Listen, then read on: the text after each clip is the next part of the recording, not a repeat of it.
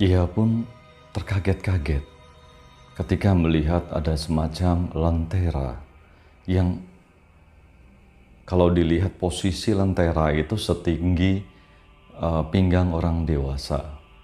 Artinya lentera ini ada yang membawa. Namun Mas Jum tidak bisa melihat siapakah yang membawa lentera tersebut. Berpapasan dengan manusia. Yang buat heran Mas Jum, sepertinya orang-orang atau manusia yang mereka jumpai dalam perjalanan ini seperti tidak melihat Mas Jum ataupun lentera tersebut.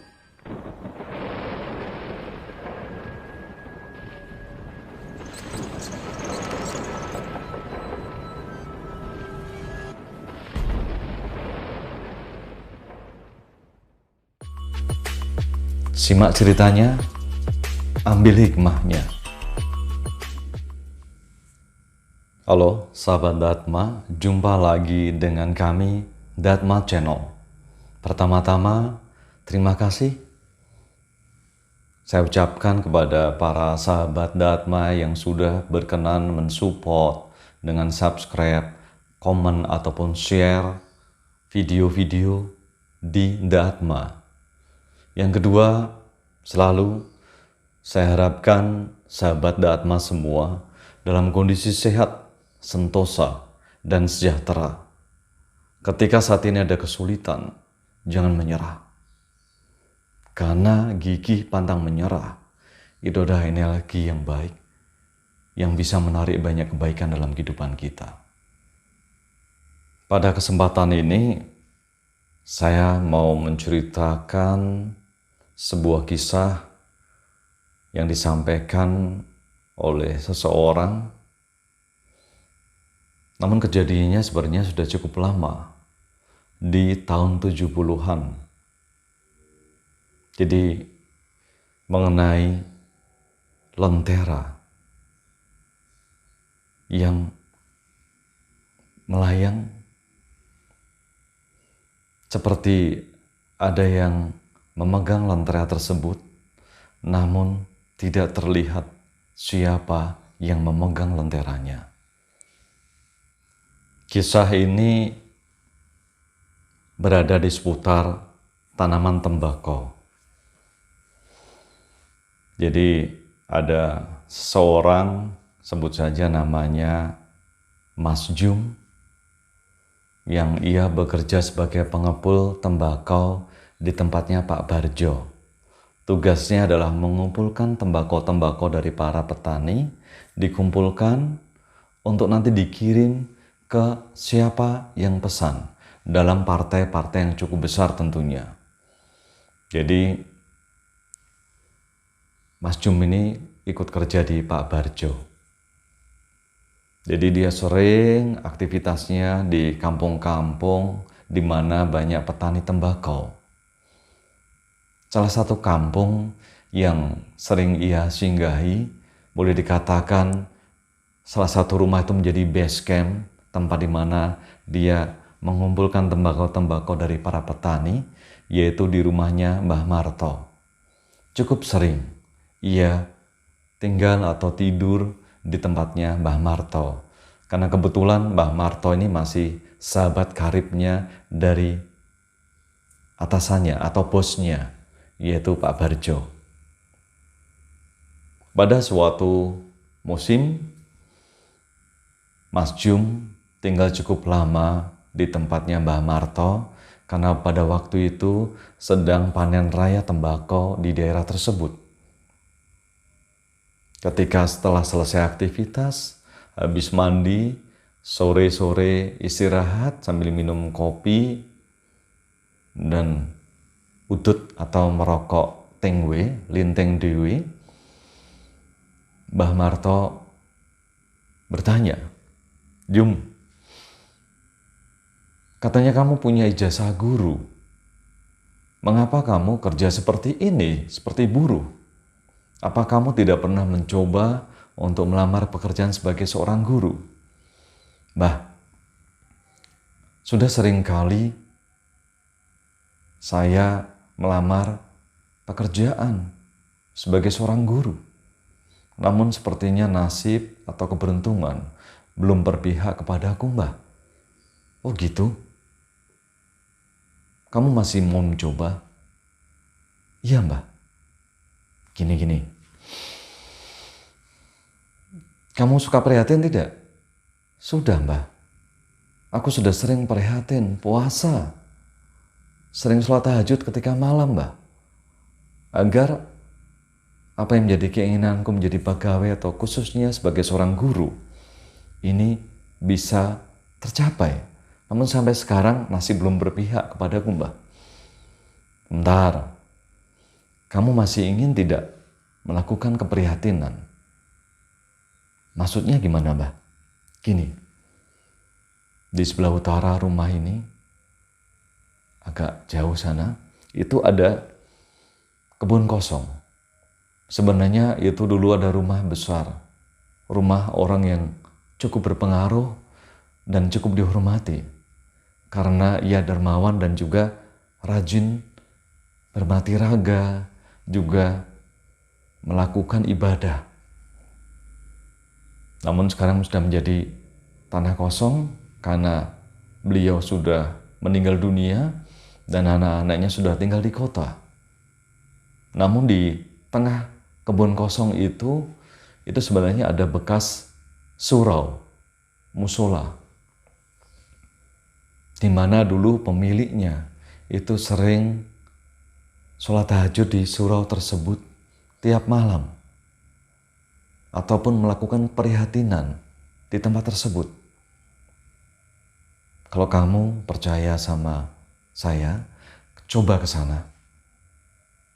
Kamu tiap malam Jumat selama beberapa Jumat berturut-turut, coba kamu ke sana. Kamu bersemadi, kamu wirid, kamu doa kepada Sang Pencipta. Tempat itu hanya salah satu sarana, karena dulunya adalah tempat yang cukup baik di mana seseorang yang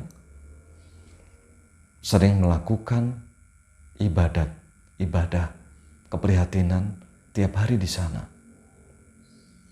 Coba beberapa malam Jumat kamu di sana. Mas Jum pun dengan serius menyimak dan ia pun akan melakukannya. Akhirnya Mas Jum mulai melakukan tirakat atau keprihatinan, mengeningkan diri pikirannya di tempat yang ditunjukkan oleh Pak Barjo tadi mulai malam Jumat Pahing. Dia zikir, ia doa, dia tenang di situ. Mulai jam 11 malam sampai kurang lebih jam 2 pagi. Pada malam Jumat Pahing ini atau Jumat pertama, tidak ada kejadian apapun. Minggu berikutnya diulang lagi melakukan hal yang sama, jam yang sama. Aman, tidak ada apapun terjadi. Jumat ketiga diulang lagi, kurang lebih 3 jam, menjelang tengah malam sampai lewat tengah malam. Zikir, doa, tenang di situ. Aman, tidak ada apapun. Jumat keempat juga sama. Di dalam pikiran Mas Jum akan ia genapi sampai 5 Jumat. Dan Jumat terakhir adalah malam Jumat Kliwon. Nah, ketika ia setelah melakukan zikir, doa-doa yang lain dan menenangkan pikirannya, tahu-tahu seperti ada suatu energi yang membuat matanya terbuka dan melihat sesuatu di depannya. Kaget dia, merinding. Kenapa? Ia melihat di depannya ada seperti lentera yang mungkin seperti orang dewasa berdiri. Posisi lentera itu setinggi pinggang. Namun tidak ada yang membawanya. Angin di daerah situ cukup lumayan. Di dalam ketakutan, kekagetannya, ia melihat lentera itu yang nyalanya hanya seperti lilin kecil, itu tidak bergeming, tetap tenang walaupun tertiup angin. Setelah berhasil menguasai ketakutannya, kekagetannya, ia pun tenang kembali sambil dia menatap ke arah lentera tersebut.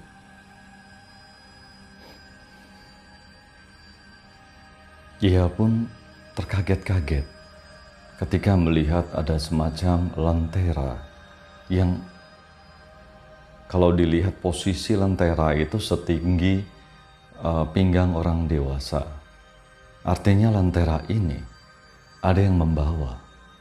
Namun Mas Jum tidak bisa melihat siapakah yang membawa lentera tersebut. Dan ada suara, "Kamu serius? Kamu bersungguh-sungguh? Jika iya, mari ikuti aku." Suara itu berasal dari arah lentera dan tidak terlihat. Mas Jum pun bergegas mengikuti kemana lentera ini seperti berjalan seperti ini. Lentera ini membawa Mas Jum menyeberangi persawahan.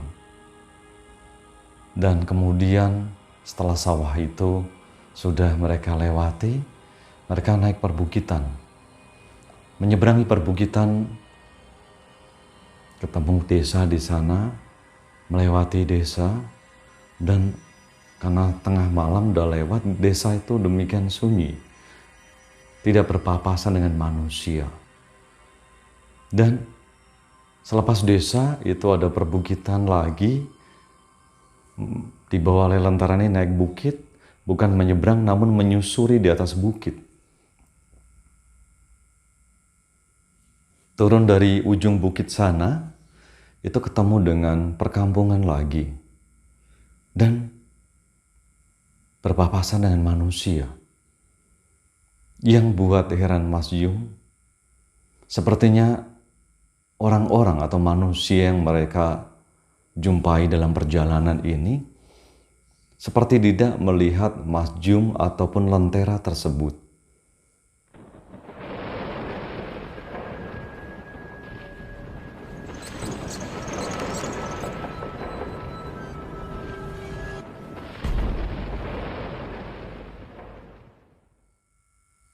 Setelah melewati cukup banyak perkampungan, naik turun perbukitan, lentera ini membawanya ke arah semacam ada bukit, ada tangga-tangga naik, dan di atas tangga itu memang ada semacam kayak joglo atau padepokan gitu.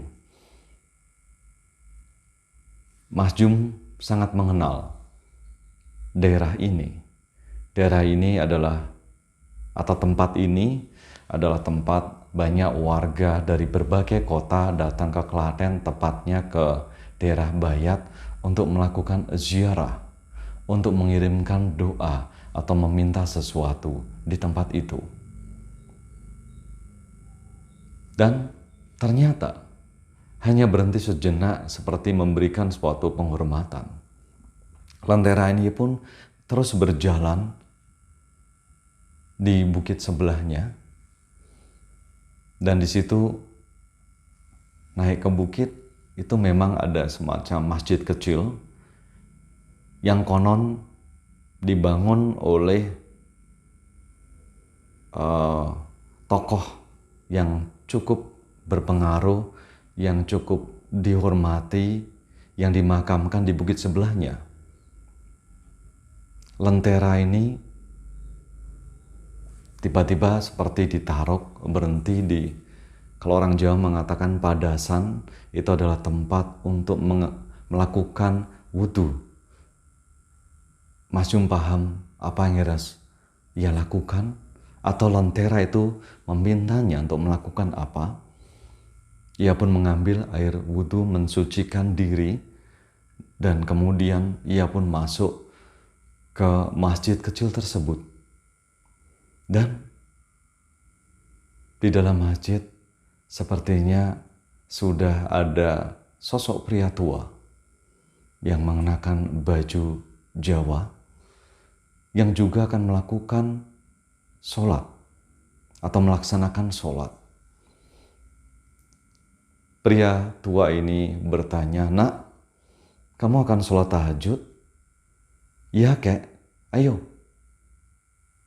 Barengan bersama-sama dengan aku. Nanti silahkan setelah sholat tahajud selesai, apa yang kamu minta, kamu sampaikan.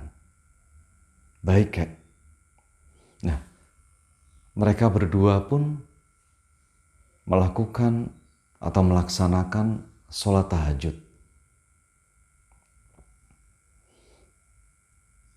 Setelah selesai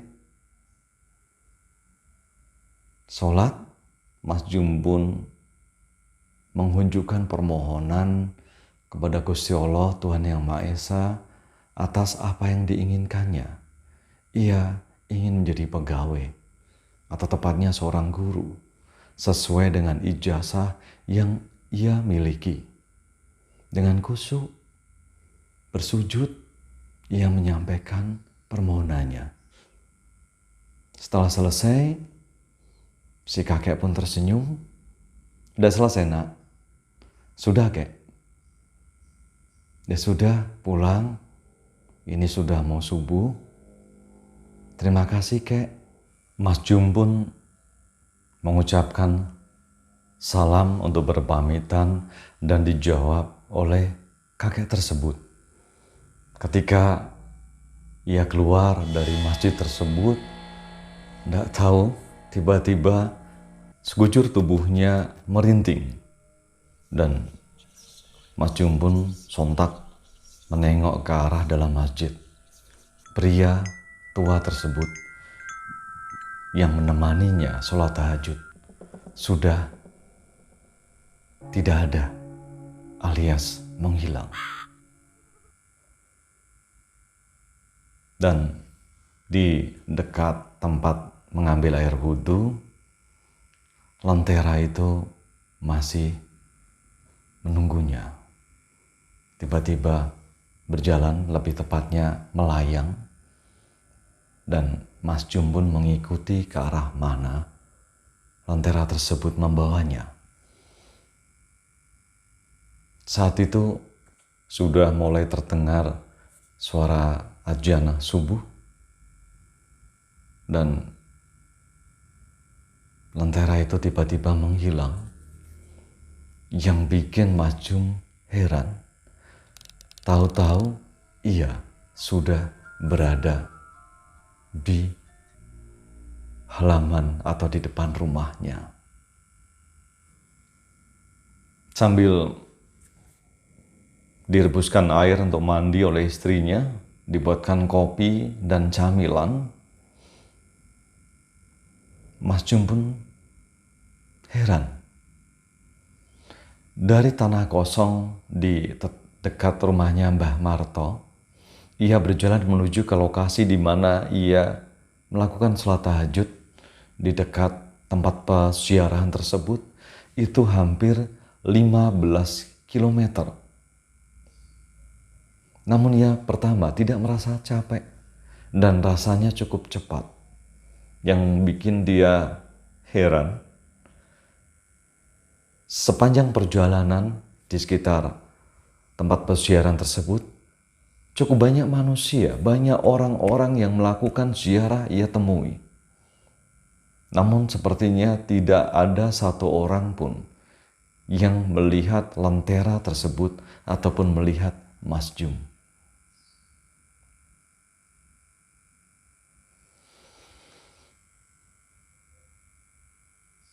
Setelah kejadian tersebut, Mas Jum pun menunggu apakah ada perubahan ataukah ada sesuatu terjadi. Ia pun melakukan aktivitas seperti biasa, mengambil tembakau, kemudian mengantarkan kemana, aktivitas rutin sehari-hari untuk mencari nafkah. Kurang lebih setelah 20 hari, ia dipanggil oleh Pak Barjo, di mana ia bekerja sebagai pengepul tembakau, untuk mengantarkan pesanan tembakau ke salah satu rekannya, yang kebetulan dia adalah seorang pegawai yang penting di Dinas Pendidikan Provinsi. Ia mengantarkan, dan herannya Pak Barjo biasanya hanya tembakau, ini dibawakan serta seperti amplop untuk diserahkan kepada rekannya.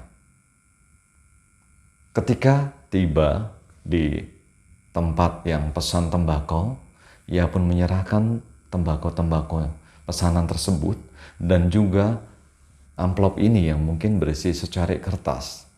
Kemudian bapak ini membuka amplop itu, membacanya dan tersenyum. "Kamu sungguh serius ingin jadi guru?" Kaget Mas Jum. "Nggih, Pak." "Iya, Pak. Karena saya lulusan sekolah guru. Namun karena nasib saya kurang mujur, saya bekerja sebagai pengepul tembakau di rekan Bapak, di Pak Barjo." Gitu. "Baiklah. Tolong kamu buat lamaran, berkas-berkas disiapkan dalam waktu 2 hari. Tolong segera diserahkan ke sini berkas tersebut. Karena kebetulan ini lagi ada proses penerimaan guru dan waktunya cukup mendesak. Tolong kamu segera ke sini nanti." "Terima kasih, Pak, untuk kesempatannya." 2 hari kemudian, Mas Jum pun menyerahkan berkas-berkas tersebut. Karena waktu itu mungkin masih awal-awal tahun 70-an, masih cukup banyak tenaga guru yang dibutuhkan. Dan ajaib, Mas Jum pun diterima sebagai pegawai negeri atau ASN, sebagai seorang guru sekolah dasar. Pada saat Mas Jum ini menceritakan kisahnya ini ke penulis,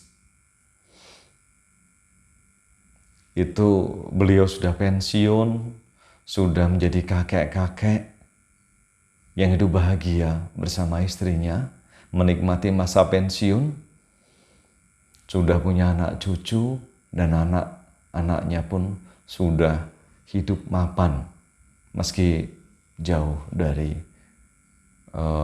mereka tinggal. Ya, ini sahabat, apa yang bisa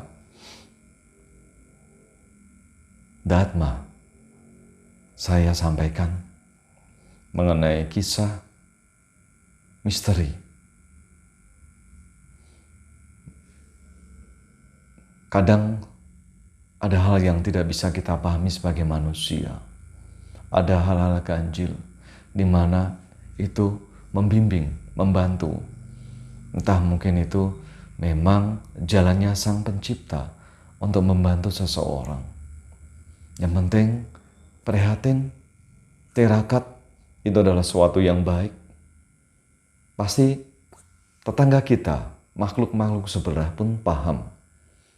Ketika kita melakukan keprihatinan, semedi, meditasi, kita ingin mendekatkan diri kepada Tuhan. Mungkin mereka mengganggu yang negatif, yang hitam, namun mereka pun akan menyingkir. Di dalam cerita ini, sesuatu dimensi sebelah yang baik yang membantu Mas Jum. Demikian sahabat yang bisa saya ceritakan pada kesempatan ini. Terima kasih untuk sudah berkenan melihat video atau kisah ini. Tetap semangat, tetap waspada, ini masih COVID-19. Salam dari kami, Dhatma. Salam kesadaran. Terima kasih.